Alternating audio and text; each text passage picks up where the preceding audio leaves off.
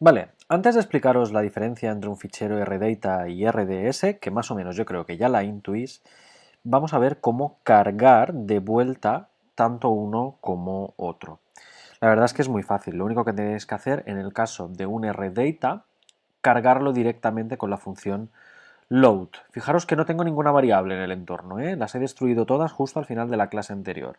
Pues para cargar un fichero RData lo único que hay que utilizar es la sentencia load y el nombre del fichero. Recordad que el fichero está un directorio más arriba, data, tema 1 y era pedidos.rdata. Entonces hago una carga de dicho fichero y fijaros, me aparecen de vuelta las dos variables que iban dentro del objeto rdata, que eran los tres pedidos de Juan Gabriel, Ricardo y Pedro, y los dos clientes VIP que eran Juan Gabriel y Ricardo, lo tenéis aquí, ¿de acuerdo? Entonces, cargar un objeto rdata es muy sencillo, porque básicamente lo único que tenéis que hacer es uso de la sintaxis load, uso de la función load.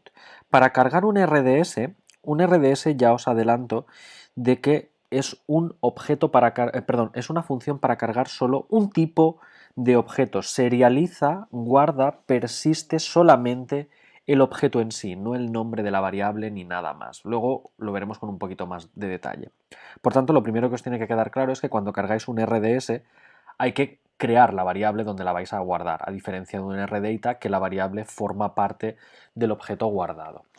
Entonces, si yo ahora quiero cargar de vuelta los pedidos que estaban en el RDS, pues yo aquí tengo que crear una nueva variable, por ejemplo, orders, ¿no? Pedidos en inglés, orders, y cargar usando la función load rd, perdón, load no, read rds, perdón, read rds, y el fichero donde lo vais a leer. De nuevo, punto punto, dentro de datos del tema 1, pedidos.rds en este caso. Entonces al cargarlo, fijaros que se crea una variable orders, se crea con los mismos datos que el pedidos, pero la diferencia está que estaba guardado en un RDS en lugar de un RData.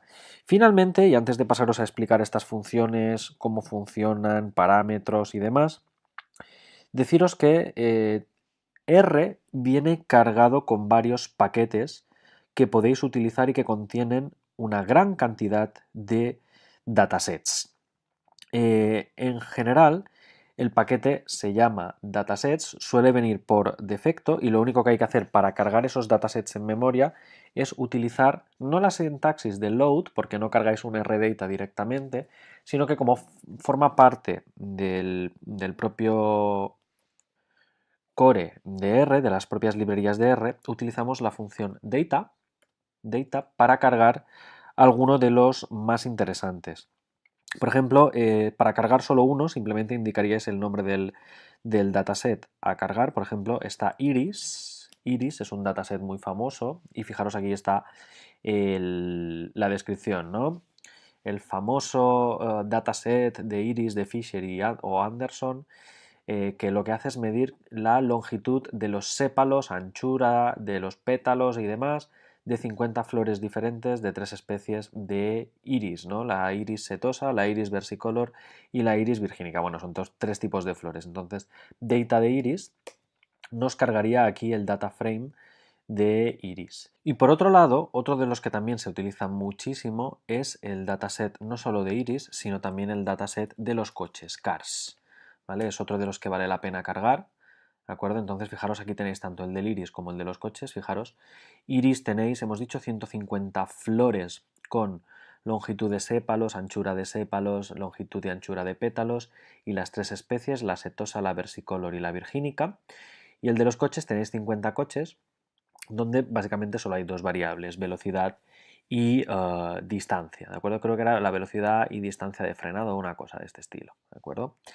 Entonces, fijaros que se puede cargar data frames que ya vienen en R, de los cuales se pueden utilizar para los primeros experimentos en el mundo del análisis de datos. Entonces, volviendo a lo que nos ocupaba a nosotros, a ver dónde está el mío, que no lo veo, aquí. ¿Cómo funciona tanto la función save como la función read? Por un lado, la función save lo que hace es guardar una versión serializada tal cual de los objetos donde, pues, además del objeto en sí mismo, el nombre de la variable se aporta como argumento. Es decir, cuando guardáis el objeto pedidos, se entiende que guardáis el nombre de la variable, que es pedidos, y lo que contiene, que es el data frame de los clientes, las fechas y el pago. Lo mismo para clientes VIP. Fijaros que la función save permite más de un parámetro, permite más de un objeto. Por consiguiente, cuando lo cargáis haciendo uso de la función load, esta es capaz de restaurar los objetos guardados con el mismo nombre que las variables originales con las que fueron guardadas en el entorno global por defecto. Aquí lo habéis visto que aparecen directamente. Si ya hay nombres con dichas variables, serán reemplazados. Es decir, si yo ya tuviera una variable pedidos que valiera cualquier cosa y cargara en el rdata, que también tiene su propia variable pedidos, el pedidos original se destruye y se crea la nueva variable. Y ojo que no nos da advertencias, no nos da ningún warning, simplemente se carga la variable vieja y listos. Tenedlo en cuenta, ¿vale? Que a veces cargando una versión u otra pueden desaparecer las antiguas y perder los datos que ya habíais procesado, por ejemplo, ¿vale?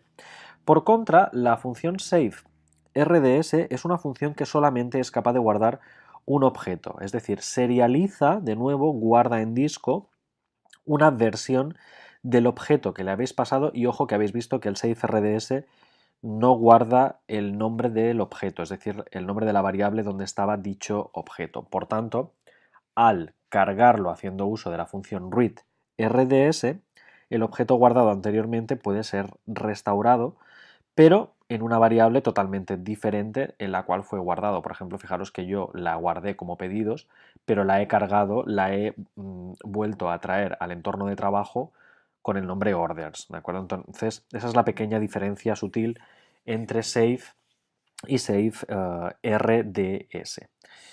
Por último, fijaros que esta receta de cocina para guardar y cargar objetos en R, no os lo he dicho, pero tiene varias cosas adicionales. Por ejemplo, existe la opción de guardar todos los objetos de la sesión. Esto es muy útil si vais a cerrar para guardar toda la sesión y luego abrirla en otro ordenador, por ejemplo. Para guardar todos los objetos de una sesión se utiliza la sentencia save.image, ¿vale? Save.image os guarda en un rdata toda la información, de modo que aquí ponemos file igual en el directorio arriba barra data barra tema 1 y aquí guardo alldata.rdata. Entonces, en nuestra famosa carpeta de datos, simplemente con Command Enter, perfecto, se guarda, vamos a recargar, un nuevo objeto rdata que contiene toda la información de la sesión actual, ¿de acuerdo? Entonces, tenedlo en cuenta para poder guardar en un rdata toda la sesión y luego si queréis este rdata os lo mandáis para un lado o para otro por Dropbox o bien por GitHub o por correo electrónico si pesa poco y podéis recuperar la sesión y seguir trabajando. Muy útil para trabajos colaborativos. También podéis guardar objetos selectivamente en una sesión, como habéis visto con la función save, ¿de acuerdo? Save podéis indicar una lista de objetos a ser guardados. Fijaros que aquí he puesto los objetos separados por comas. Hay una forma un poco más bonita de trabajarlos, que es la siguiente. Imaginad que aquí tenéis primes, vamos a poner aquí un par de números primos, el 2, el 3, el 5, el 7, el 11 y el 13.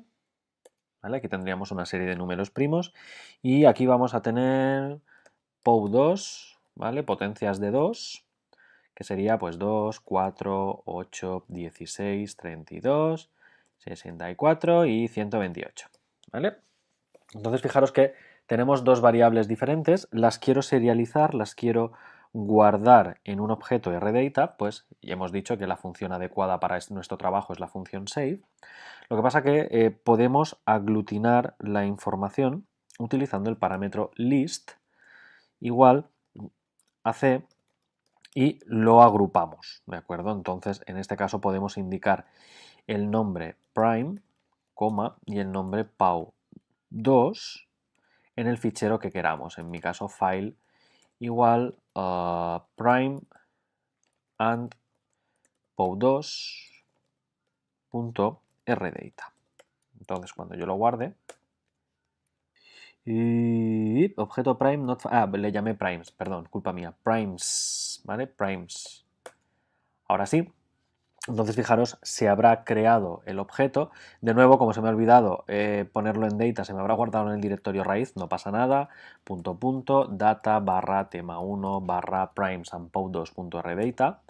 Y fijaros que si recargo, aquí aparece primes and pow2.rdata, ¿de acuerdo? Entonces, otra forma de hacerlo es utilizando el nombre de las variables. Fijaros que primes hace referencia a la variable primes y pow2 hace referencia al de potencias de 2.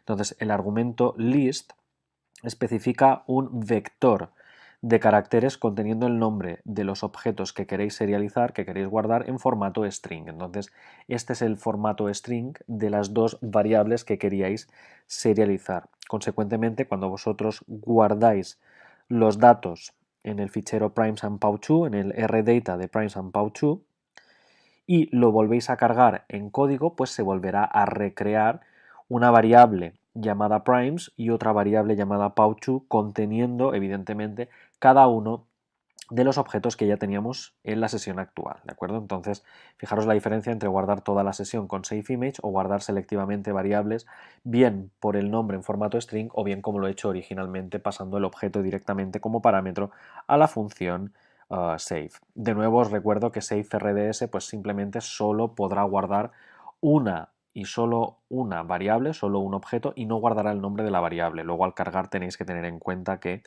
hay que asignarla a una nueva variable si así lo deseáis. Finalmente, deciros que cuando cargáis objetos de tipo rdata o ficheros rdata,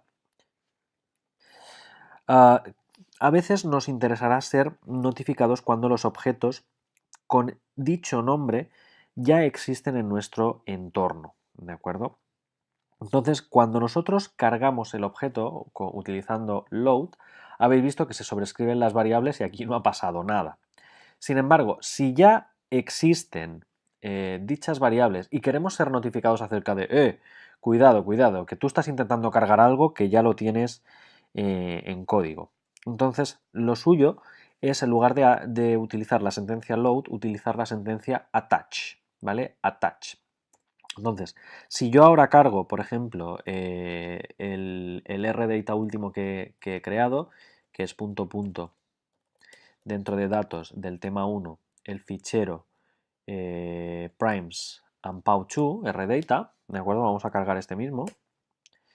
Fijaros que me da una pequeña advertencia por la consola, ¿de acuerdo? Me dice, los objetos ya están o ya han sido creados como variables globales. Ya tienes una variable pow2 y una variable primes y ten cuidado que lo que estás haciendo te las va a destruir, ¿de acuerdo? Entonces, si el objeto rdata que estáis intentando cargar ya contiene un objeto que lo tenéis cargado en el entorno, os da el siguiente error.